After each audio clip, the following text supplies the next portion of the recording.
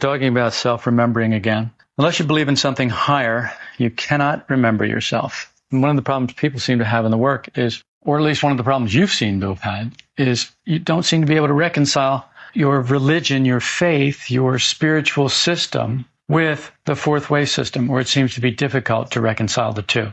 Like you can have one or the other, but you can't have both. And it seems to have hobbled a lot of you, some more than others. That's a shame, really, because Gurdjieff was a very spiritual man, and his system is a very spiritual system. Now, it's true that it has become divorced from the spiritual aspect. It's become divorced from the spiritual side through ritual and over time. As people get further and further away from Gurdjieff, they get further and further away from the heart of the system. The heart of the system really is spiritual, because in the beginning, it is so top-heavy with intellectual knowledge that you have to get. You've got to get the language down. You've got to get the cosmos thing down. You've got to get the Enneagram. You've got to get the ray of creation. There are a lot of things you have to get down in order to move comfortably in this system. There's a lot of knowledge you have to get. When that happens, people get top-heavy intellectually and they lose their balance. Well, it's a natural thing to lose your balance, but it's unnatural to keep your balance gone. It's not unnatural really in a world sense. In an ordinary sense, it's not unnatural at all. But in a work sense, it's very unnatural. In a work sense, you're supposed to be moving toward being man number 4, which is balanced man. Well, you're not moving toward being man number 4, which is balanced man, if you're not developing spiritually as well as intellectually, emotionally, and physically. We use all 3 paths. The physical path is a very real path. It's a path that you have been unwilling to take to this point, other than you'll sit in meditation. You will not tolerate other physical disciplines. If I press too hard, then I end up with a lot of resistance and a lot of resentment. What can I say? That just tells me that that's an area that you really need work in, but you just don't want to work there. You're too resistant and you're too resentful about it, so you refuse to go down that path. It's like, no, I won't go. Like, okay, then you won't go anywhere then. You can only go so far on this path, hopping on one leg. This work walks on 2 legs. You've got to go forward on 2 legs. So you've got to be moving in whatever area we're moving in at the moment. And at the moment, we're trying to move in a spiritual direction. And I think you'll find that wherever you're holding back,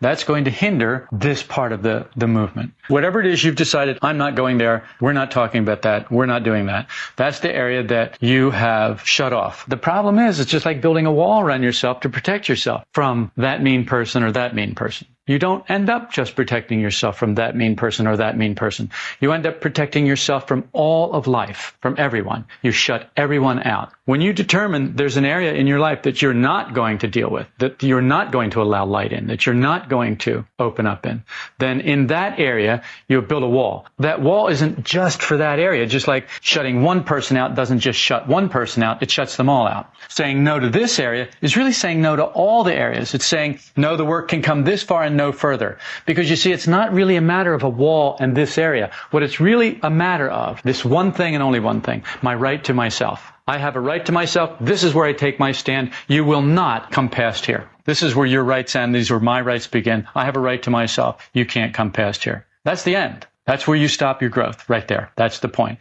It may be a very small thing. It's still enough to stop your growth. That's up to you. If you find yourself struggling inordinately and suffering inordinately, there's probably a good reason for that. And the good reason is probably you have determined through your own willfulness that there is some area that you're not going to grow in, and you will suffer. And it'll be useless, unnecessary suffering until you decide to sacrifice it. So unless you believe in something higher, you can't remember yourself. So you've got to believe that there's something higher than you. If you can't believe that there's something higher than you, then this is it. This is it right here. This is it. We live, we die. That's it. You're dead, you're dead. You go to the grave, the worms eat you. That's the end of it. You're unconscious, you know nothing, you cease to exist. If that's the way it is, then you cannot remember yourself. There's nothing to remember. Certain emotional feeling is always connected with self-remembering. Self-remembering cannot be done in cold blood. You can't just, in cold blood, remember yourself. There's a certain emotional feeling about it. And you've got to learn to develop a taste for this emotional feeling. You've got to learn to perceive it. You've got to learn to sense it, so that you can hone in on it, so that you can move toward it. We must get into a certain state which self-observation doesn't require. You can observe yourself without remembering yourself. We got something there. We connected something there because some people shook their head. Yeah, okay. So they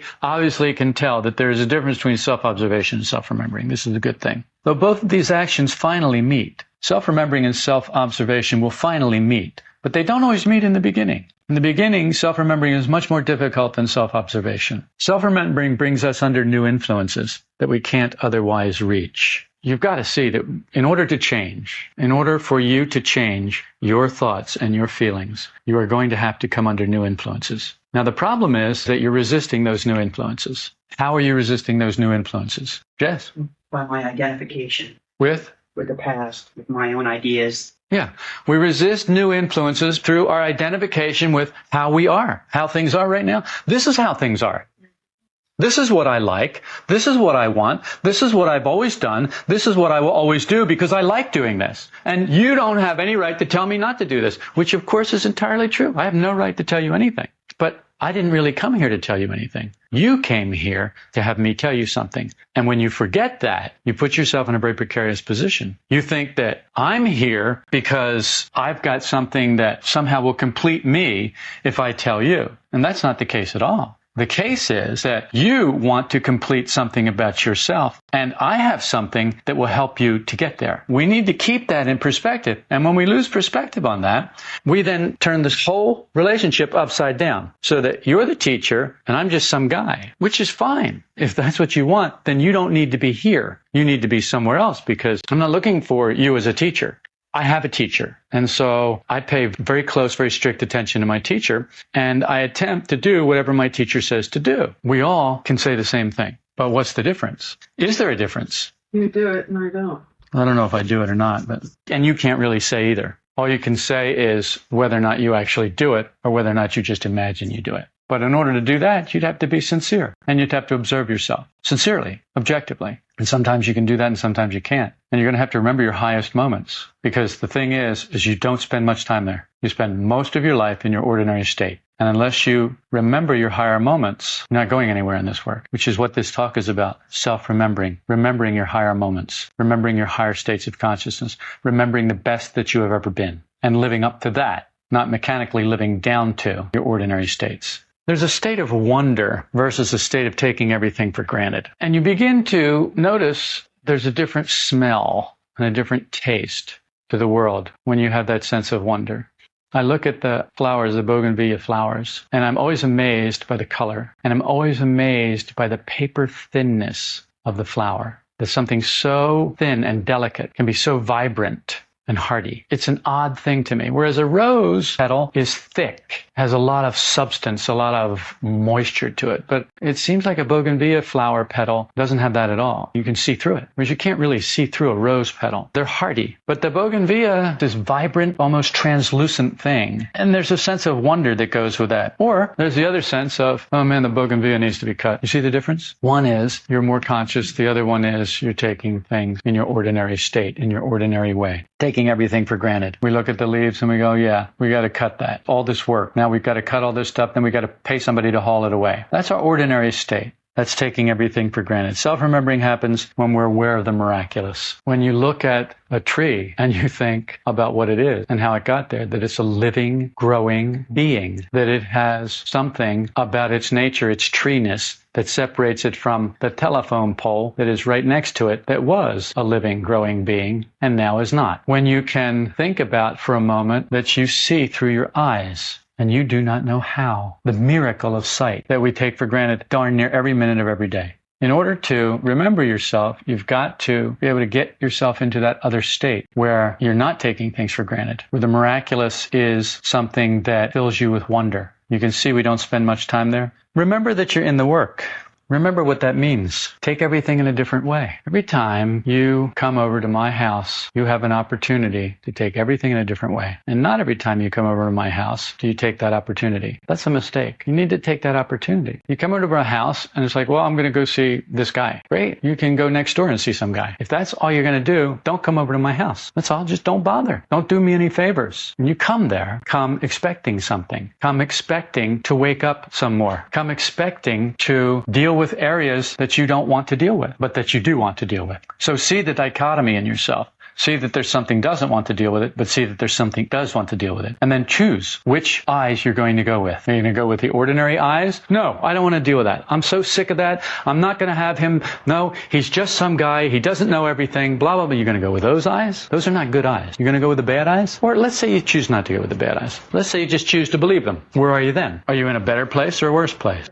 Are you in a better place? Better place than going with them? I don't agree. I think you'd be better off going with them. If you're going to believe in them, you may as well go with them. At least that will smack you hard in the face. Sooner or later, that will smack you. But if you just believe in them, if you don't go with them, that's so much more insidious. Can you see how that's more insidious? It undermines you. It eats away like a cancer until eventually you'll collapse. Your whole relationship will collapse. So remember you're in the work. Remember what it means. Take everything in a different way. The work must stand between us and life. You've got to have this work stand between you and life.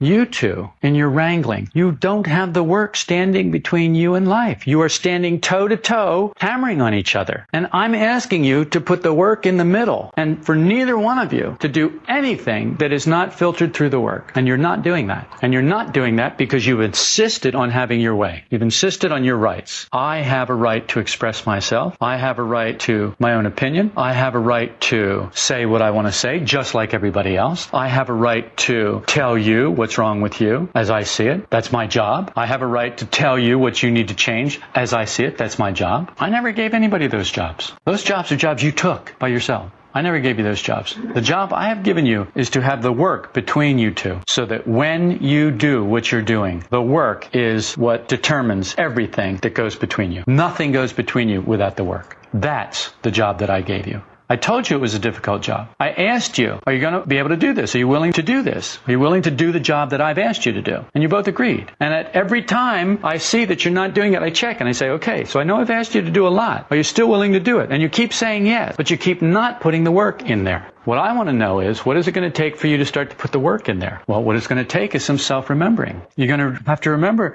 this is not just some ordinary task I've given you. I'm not just some ordinary person giving you some ordinary task. I'm not your boss at work. I'm not your next door neighbor. It's not like that. This is not how our life is. That's not who I am in your life. If that's who I am in your life, you need to leave. You don't belong here. If that's who you're going to make me in your life, then go away. You don't belong here. There's nothing for you here. There's just some idiot standing up here, some goofy looking idiot. I mean, look at this. Standing up here, blabbing about something that's meaningless, means nothing. It's senseless. Your time would be much better spent at a Padres game. What season is this? Is there some kind of sport thing going this time of year? Baseball? So that's Padres, right? You'd be better off at a Padres game. At least you get to have some fun. This doesn't look like much fun for you. If you think that nature, that matter, created itself, you can't remember yourself. Only through a feeling of something higher can you separate from something lower. You think that all this just happened. You think nature created itself, matter created itself. You're not going to remember yourself because there's no higher, there's no lower. There's only this. You got to believe that there's something higher in order to separate from something lower. Or else there's no point. If nature created itself, if matter created itself, then there's no possibility for you other than to go the way of matter, to go the way of nature, to go the way of all flesh. That's it. Then it's over. Great. If that's the truth, I want to know that, because then life suddenly becomes very easy. Like, oh, great. That's it. Then there's nothing to struggle for. It's all set. But unfortunately, you don't believe that. But you act as if you do. And that's the really weird thing. You don't believe that at all. You really do believe in something higher, but you act just the opposite. You act as if, oh, it all doesn't matter. But it does matter. Everything you do matters. Everything you do matters. Everything you think matters. Everything you feel matters. Everything matters. The test comes when we can distinguish between more awake and more asleep. In the beginning, you don't know more awake from more asleep. So there's nothing can happen. There's no testing can be done. But when you start to be able to distinguish between more asleep and more awake, that's when it really hits the fan. That's when things get tough. When you can distinguish between when you're more awake and more asleep, you have a little bit of choice. And then you find yourself making bad choices. And you're accountable for those bad choices because you know the difference between being a little more awake and a little more asleep. And then you begin to suffer. But it's not a good kind of suffering. It's a useless, unnecessary suffering because you're making the bad choices. It's only when you choose to be more awake and to suffer being more awake, to sacrifice being more awake, to sacrifice in your awakeness, in your awakened state, to say, okay, I know better, but I want to act worse, but I'm going to sacrifice what I want. Everything inside of you is going to try and justify not doing that, going to try and justify the other way. Everything. Then you have a choice. And that's tough. That's when the real test begins. Because that's where the real choice is, and that's where the real test is.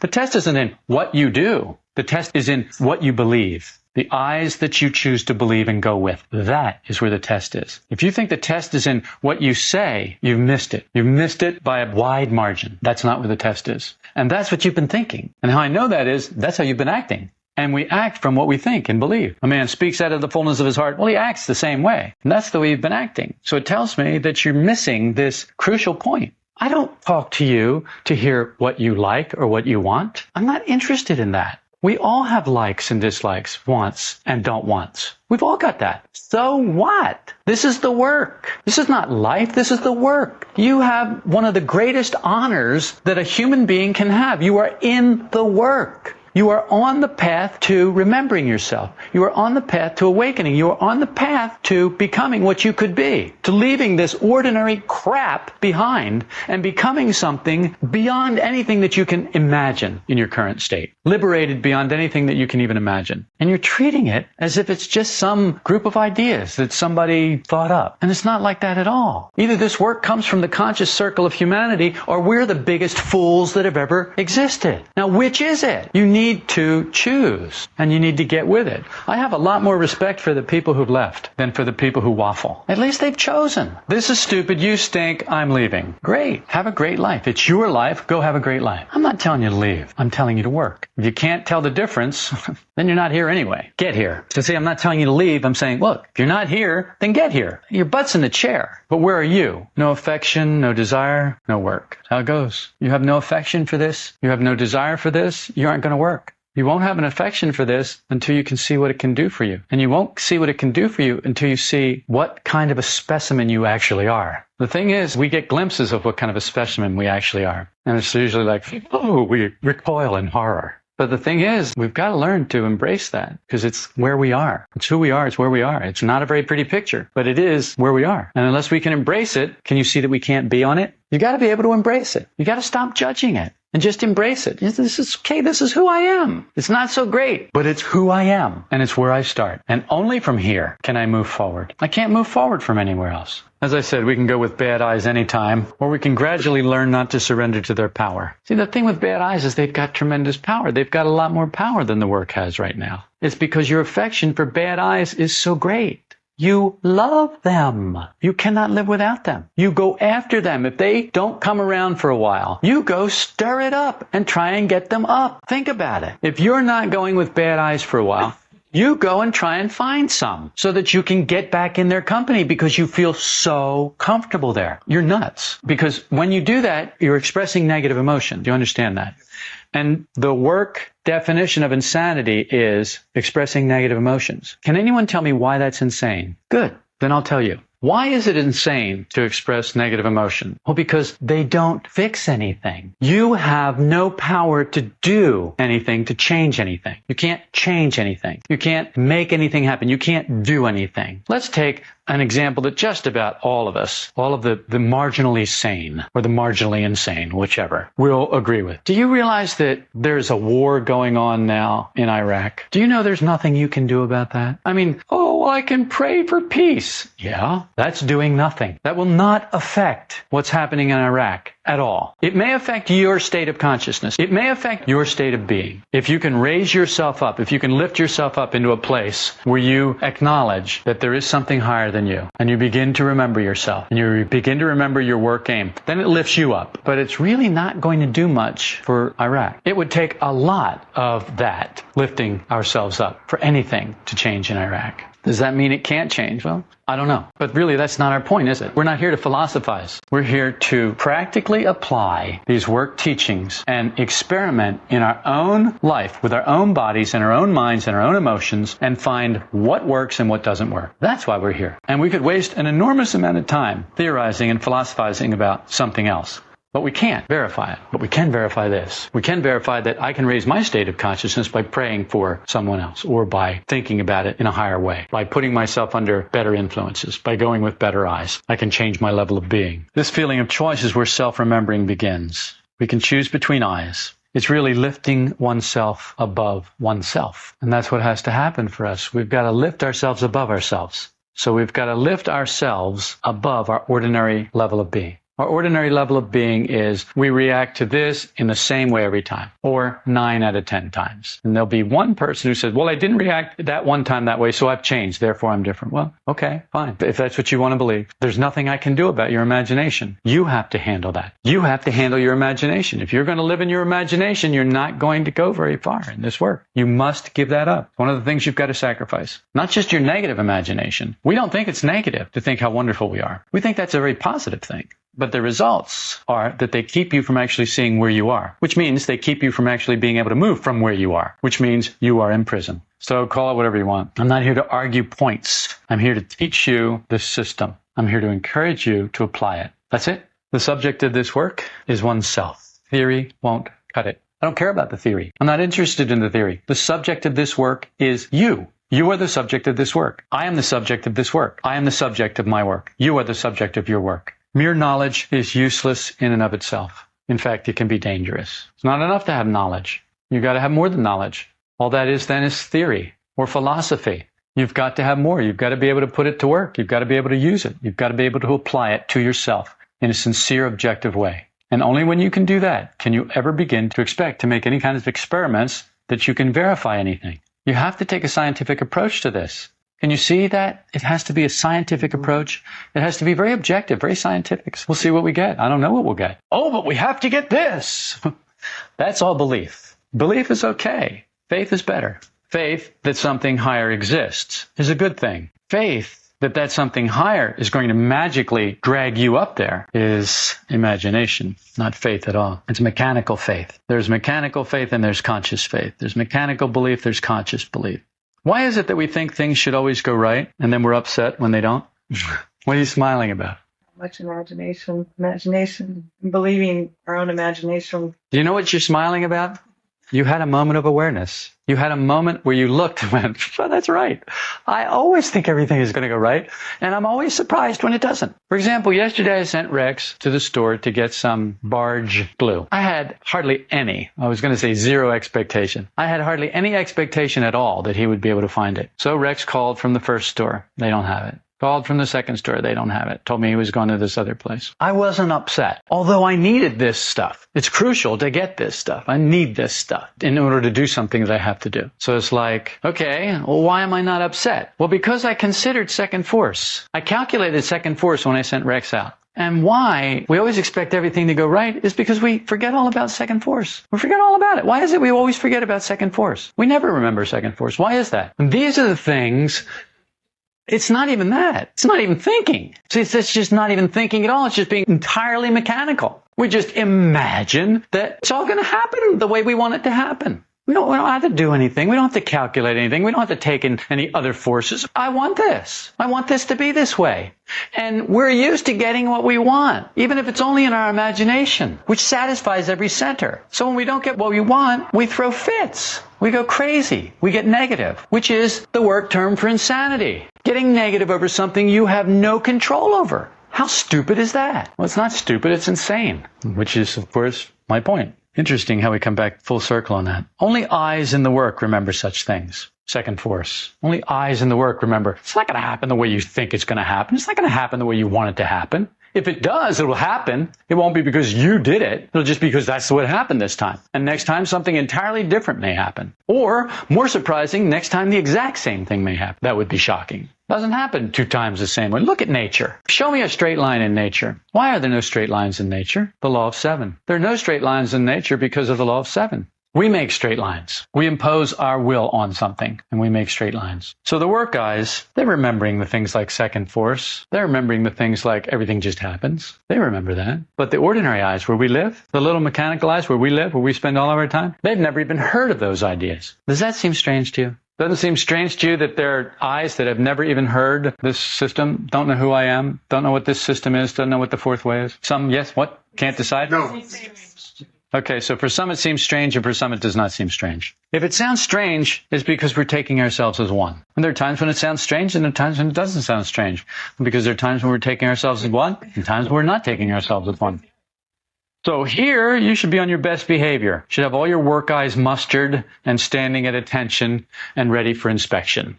And when I say present arms, they should all be right there. And they've got the work right here. Here's the work. We're ready. We're ready to go. Is that the case? Not always. It may be the case this morning because there's a little more edge to things this morning than there usually is.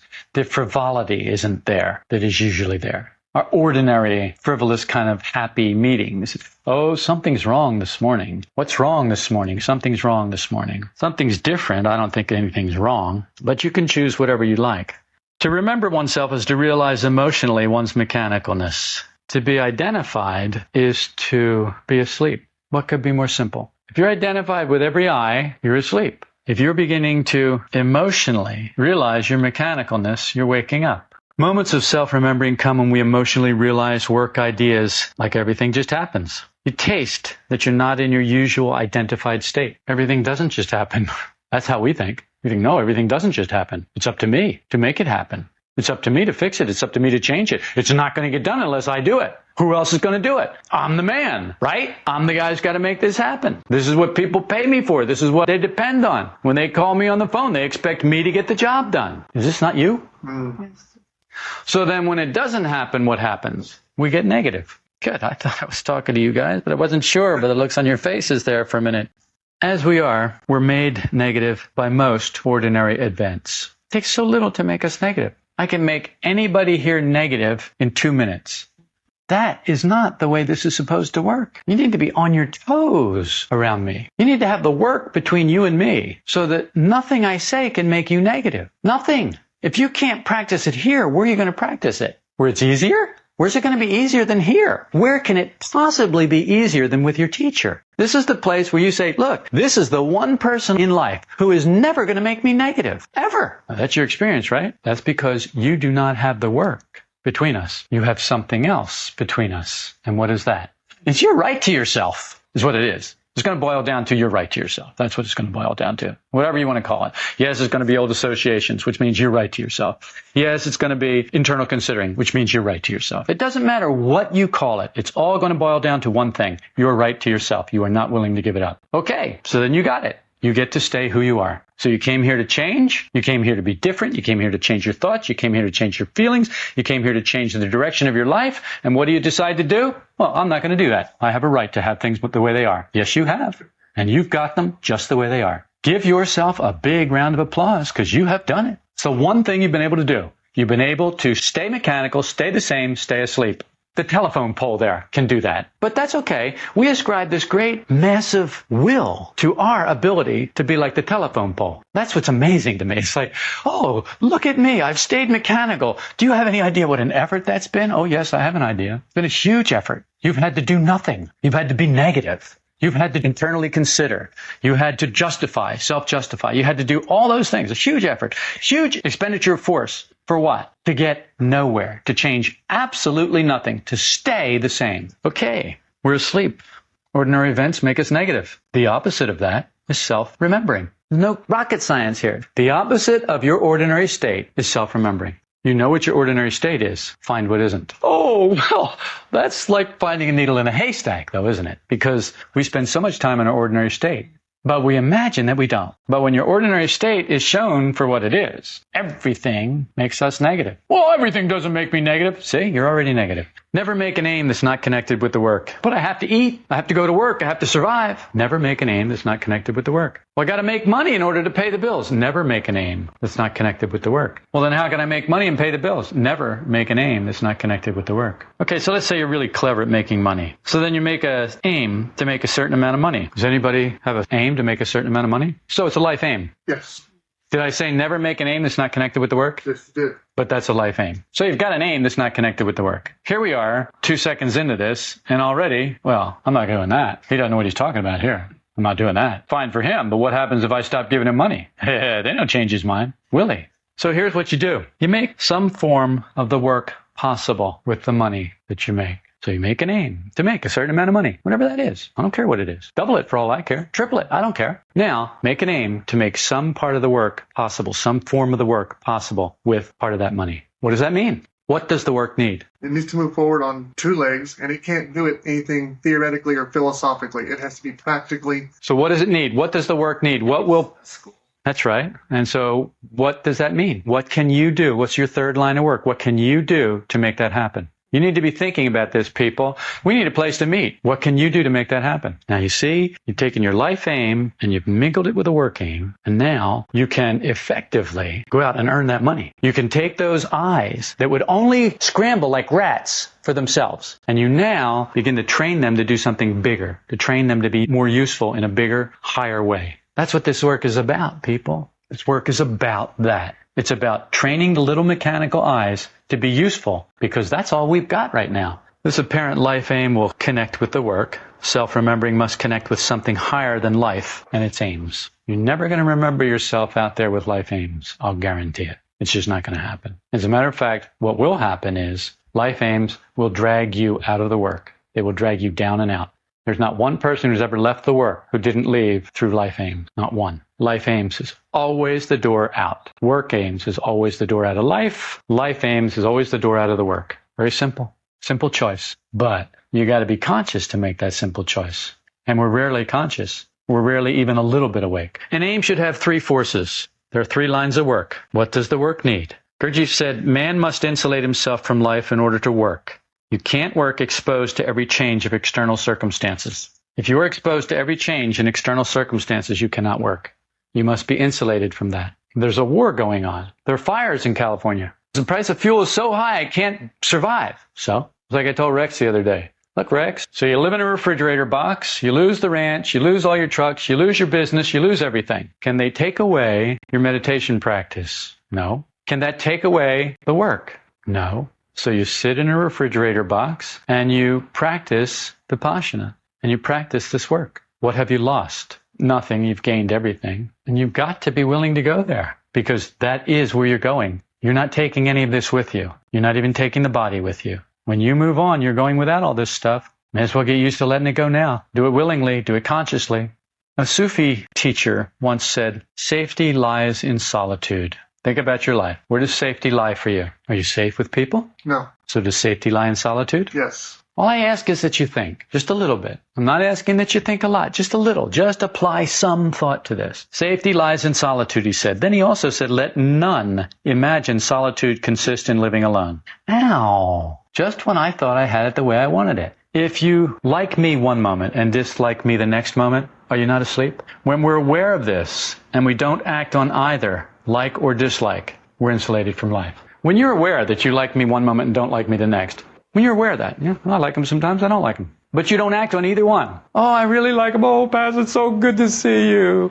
Oh, you SOB, I hate you. Yeah, when you don't act on either one, that's being insulated from life. That's what we're talking about. We're talking about having the work between us and life. There is nothing else here except life. This is life. This is life for you. Me standing here and doing this, this is life. This is your life. Yeah, you got a lot of other life too, but this is a little microcosm of your life. This is like a drop of dew on a rose petal that you go look at and you can see all of the environment around it, right there reflected in that little drop of dew. This is it. This is it. This is a perfect place for you to experiment and live your life. I spend a lot of time and effort and energy and thought to create this space for you to live your life in, for you to experiment in. Take advantage of it. Insulate yourself from life. It's not indifference. It's becoming conscious. Indifference is mechanical. Keeping between opposites is conscious balance. Indifference is a mechanical reaction.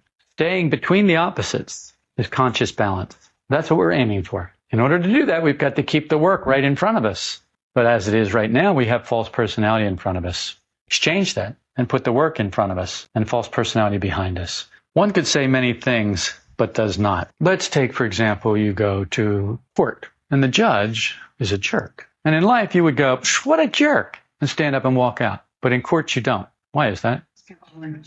He's got more power. He has the authority to put you in jail. You can say contempt of court. And somebody with a gun comes over and goes to take you away. And if you resist him, then he gets on his radio and he calls a lot of other somebodies with guns and they come and take you away. And if you resist all of them, then they call a lot of others with guns. And they come in and they spray something in your face and they hit you with a baton or they do this. But eventually what they do is they handcuff you and they drag you away. And then they put you in a little cell. And that's what happens. And you know that's what happens. So you keep your big flapping mouth shut, don't you? So it is possible to be silent. It is possible to shut up. But you will only do it under those kinds of extreme circumstances. And I've seen people under those very kinds of extreme circumstances still too stupid to keep their mouth shut. It's a mystery to me how that happens, but it does. So this is external silence, isn't it? Now you get to court, you keep your mouth shut. External silence. Traffic cop stops you, and he's going to give you a ticket, and every time you open your mouth, he adds another ticket. Well, you learn to keep your mouth shut, don't you? You learn to observe external silence.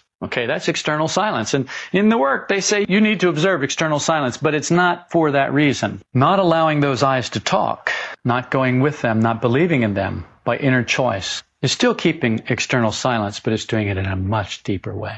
Can you see the difference? That's what this work is about. Inner stop means stopping thinking in a certain way, not the external mores that govern what we say, but an inner choice that comes from consciousness, that comes from a higher level of being, that comes from an awareness of the work, that comes from self-remembering. That is what we're talking about. Define the truth.